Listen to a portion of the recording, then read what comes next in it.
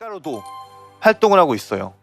1년 6개월 동안 3권의 책을 벌써 써냈습니다.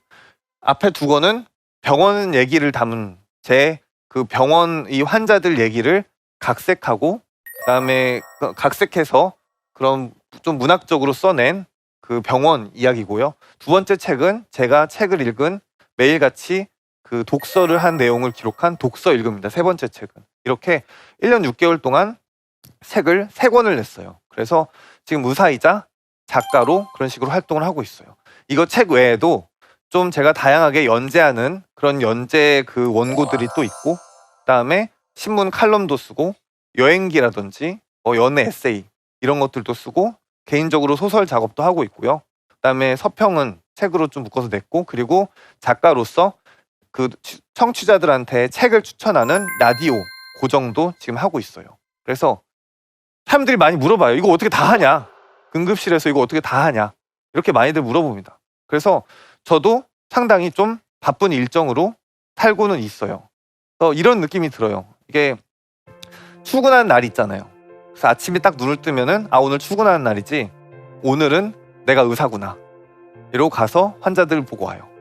그리고 이제 돌아와서 자고 일어나면은 이제 출근이 끝났죠. 이제 다음 출근까지는 작가인 거예요. 그래서 눈을 떴을 때 난 이제 작가구나, 이런 식으로 2가지 자아가 서로 이렇게 왔다 갔다 하면서 살고 있어요. 근데 이게 그래서 이런 것들을 어떤 식으로 집중력 있게 하냐, 이게 작가라는 게 결국은 글을 쓰는 시간도 이게 시간인데 생각하는 시간이 더 많이 들어요.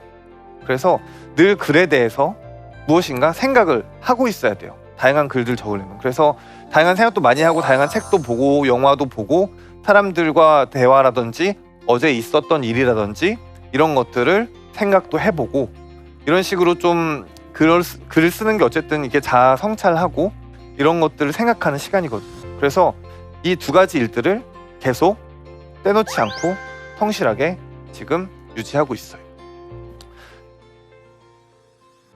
이게 저 사진에 나오는 저 남자가 저예요. 이게 제가 옛날에 여행 다닐 때 찍은 사진이거든요. 그래서 이 2가지 지금 직업을 가지고 활동하기 전에 학생 때 저는 당연히 지금 의사니까 의대생이었겠죠. 이 의대생 시절에 저는 좀 생각을 그 자아에 대해서 많이 했었어요. 그래서 저는 의대생이었으니까 이제 당연히 의사가 될 거잖아요. 대부분은 의대에 입학하면은 거의 다 의사가 되잖아요. 그래서 나도 이제 의사가 되겠구나. 그런데 평생 의사라는 자아만으로 살기 싫은 거예요. 그리고 의사라는 그런 아이덴티티로, 의사라는 그런 경험 하에서 그 세계에 갇혀서 살기 싫은 거예요. 그래서 정말 의대생이 아닌 다른 대학생이라든지 이런 그 대학생들이 할 수 있는 그런 많은 것들을 좀 찾아서 했었어요. 그래서 제가 세계 일주를 많이 다녔거든요. 그래서 그 방학 동안 방학날 딱 방학하자마자 해외에 나가서, 그래서 개강날 들어와서 다시 공부하고, 그래서 여행 계획 짜서 다시 나가고 이런 것들도 많이 했어요. 그래서 이거는 제가 실크로드 횡단할 때 이 사진을 찍겠다고 야산에 올라가서, 그 화염산이거든요. 서유기에 나온 화염산, 그 산 중턱에 올라가서 찍은 사진이에요. 이런 식으로 비행기를 안 타고 인도까지 가기, 비행기를 안 타고 이집트까지 가기, 이런 것들을 방학 하나마다 했었어요. 그러면서 글로도 쓰고요. 그래서 비행기를 안 타고 이집트까지 가려면 시베리아 횡단을 타야 돼요. 그 속초에서 배를 타고 나가서. 그래서 국경을 한 17개인가 넘어야 돼요. 그러니까 딱 이집트에 갈 수 있더라고요. 그래서 이런 식으로 세계 여행도 좀 했었고, 그 다음에 의대생이 아닌 다양한 사람들 만나는 게 전 너무 좋았어요. 그래서 좀 다양한 아르바이트도 많이 했었는데, 인형탈 쓰고 전단지 돌리는 아르바이트 있죠. 제가 그런 거 좀 좋아했어요. 그래서 이게 그때랑 비슷하게 알바 X 같은 사이트들이 지금은 사이트에 있잖아요. 근데 옛날에는 그런 회사들이 있어서 제 이름을 등록해 놓으면 그런 일자리가 있을 때마다 전화를 했었어요. 그러면은 무슨 알바가 이렇게 그 SMS로 그 문자로 와요. 그러면은 콜 이러면은 가서 이렇게 그 인형탈 쓰고 하루 일하고 이런 식으로 일도 하다가 또 장사도 해봐야지 해가지고 그 스승의 날이라든지 그럴 때 길에서 카네이션 한 트럭 팔고, 길에서 학교 못 가고 한 트럭씩 팔고 오고, 그런 일도 좀 다양하게 했었어요. 그러면서 지방 뭐 축제 이런 것들도 다니고, 그리고 좀 글쓰기를 좋아해서 좀 중앙 동아리라든지 글 쓰는 사람들도 좀 보러 많이 다녔어요. 이런 식으로 사회 경험이 좀 많았던, 그리고 다른 생각을 좀 많이 했던 의대생이었어요. 근데 결국은 졸업을 하게 됐죠. 졸업을 하니까 결국은 의사 면허증이 제 앞에 떨어졌어요. 그래서 결국은 의사 면허가 있으니까 의업을 계속 할 건지 말 건지 결정을 해야 되겠는데, 어쨌든 의업도 제가 아직 안 해보지 못한 분야라는 생각이 들었어요. 그래서 남들 그 동기들이랑 다 같이 의사 일을 해보고 병원 일도 해보고, 이것이 또 내 경험이 될 수 있고 뭔가 찾을 수 있겠구나, 이래서 병원에 들어갔습니다. 그래서 병원에 들어갔는데 완전 병원은 지옥이었어요. 너무 힘들었어요. 제가 인턴을 1년 과정 거치고 레지던트 4년 과정을 거치면은 전문의가 돼요.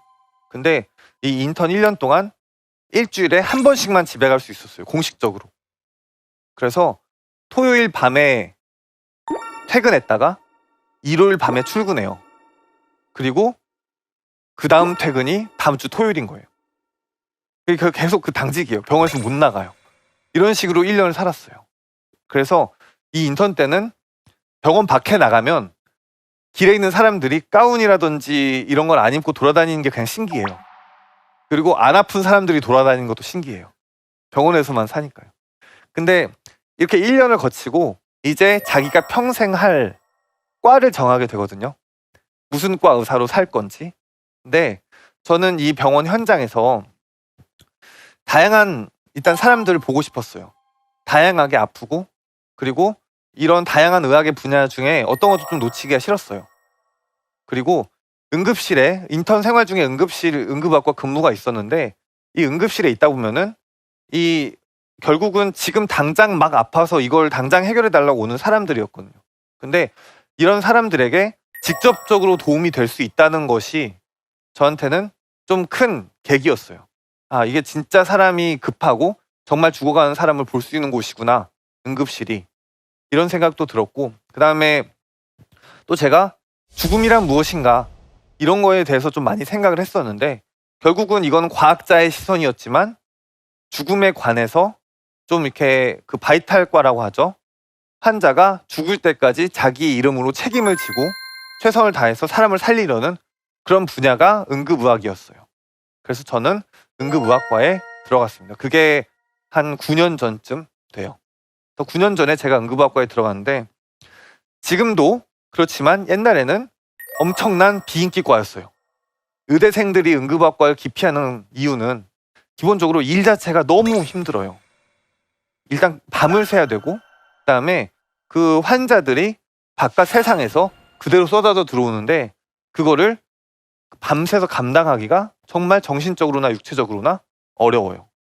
그래서 제가 레지던트 때는 혼자서 당직을 24시간 서고, 그 다음에 퇴근을 하고 다시 24시간 당직을 서는 그런 과정이었어요. 이 타임테이블이 정확히 어떻게 되냐면 8시까지 출근을 해야 돼요. 8시까지 우리 어디 가야 되면은 집에서 적어도 6시 반에 일어나죠.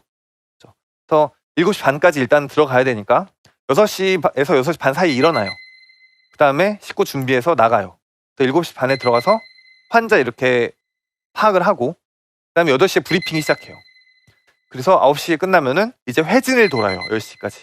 그러면은 10시부터 다음날 아침 8시까지 오는 환자 200명쯤 되죠. 혹은 300명 주말이면 이 환자를 혼자서 전부 다 봐요. 다 책임지고 전부 다 봐요. 그 다음에 8시에 브리핑이 시작을 합니다.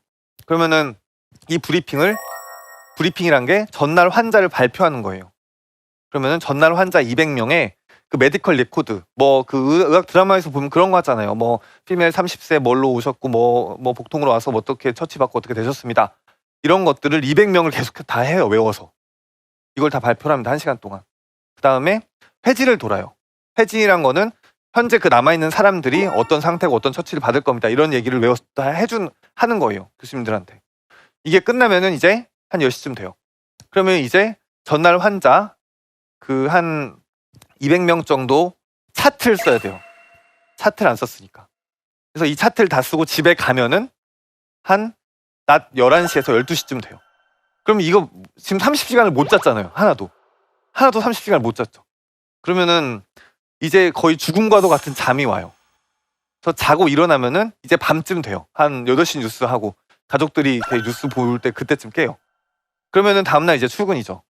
6시에 일어나서. 그럼 이게 자유시간 조금 있는 거예요. 밤에 잠들기 전까지. 이 생활을 4년을 하면 전문의가 됩니다. 이걸 4년을 해야 돼요. 4년을. 그래서 이걸 4년을 해서 제가 지금 응급학과 전문의라고 나와서 얘기할 수 있었어요. 그래서 제 방이 암실이었어요. 블라인드가 쳐져 있는데 햇볕이 하나도 안 들어오는 블라인드였어요. 이게 제 생활 패턴이 해가 뜨기 전에 출근을 하죠. 그 다음에 아침에 퇴근을 해요. 그러면은 집에 이렇게 들어오면은 이게 하루 중 유일하게 빛을 볼 수 있는 시간이 그 퇴근한 아침이에요. 30시간 못 잔 그 죽을 것 같은. 그래서 빛을 보면 퇴근을 해요. 그러면 이제 자야 되죠. 근데 빛이 들어오면은 눈이 따가워요. 그러니까 블라인드를 쳐놓고 자죠. 이 암실에서. 그래서 자고 일어나면 어차피 해가 져 있어요. 이런 패턴으로 계속 일을 하다 보니까 어느 날 제가 생각이 들었어요. 1년 동안 블라인드를 한 번도 안 걷어본 거예요. 블라인드를 걷을 이유가 없더라고요. 밖은 계속 내가 정신이 맨정신이면은 밖은 계속 무조건 어두워요. 그래서 이게 블라인드를 걷는 게 밖에 햇볕을 보려고 거들 텐데 의미가 없더라고요. 그래서 항상 저렇게 암실에서만 조명을 켜놓고 지냈어요. 그 4년을 계속. 거의 이게 우리가 흔히 무간지옥 이렇게 얘기하잖아요. 이게 끝나지 않는 일이 계속되는 거예요. 계속 지옥이 계속되는 게 무간지옥이에요. 끝이 보이지 않는 게. 이게 4년이라는 시간이 저한테는 그랬어요. 이 시간을 암실에서 지내왔습니다. 심지어 저는 우울했어요. 실제로 좀 우울증이 있었어요. 그게 어릴 때부터 좀 천성이 우울했거든요. 뭐든 좀 비관적으로 생각해보고 저 사람들 얼마나 슬플까? 나는 왜 이렇게 이런 거에서 슬프지? 상처받지? 나는 이러다 보면 자연스럽게 철학적인 질문으로 이어져요. 사람은 왜 죽지? 사람은 왜 살지? 나는 왜 살아있지? 이런 누구나 하는 질문들, 그런 것들이 좀 더 깊이 생각이 들어요.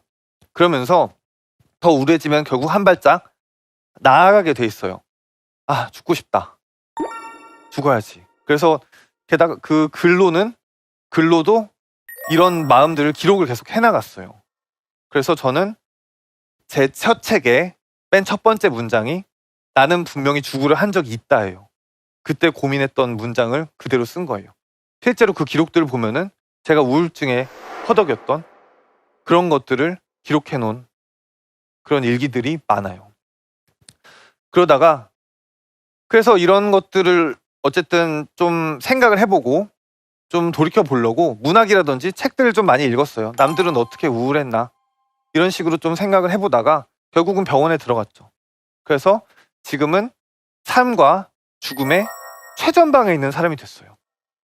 그리고 이 죽어간 사람들이라든지 이런 사람들을 보니까 이 제 우울증이 좀 헛된 거였더라고요. 그래서 좀 이렇게 생명의 가치라든지 이런 거를 역설하는 그런 사람으로 오히려 좀 활동을 하고 있어요.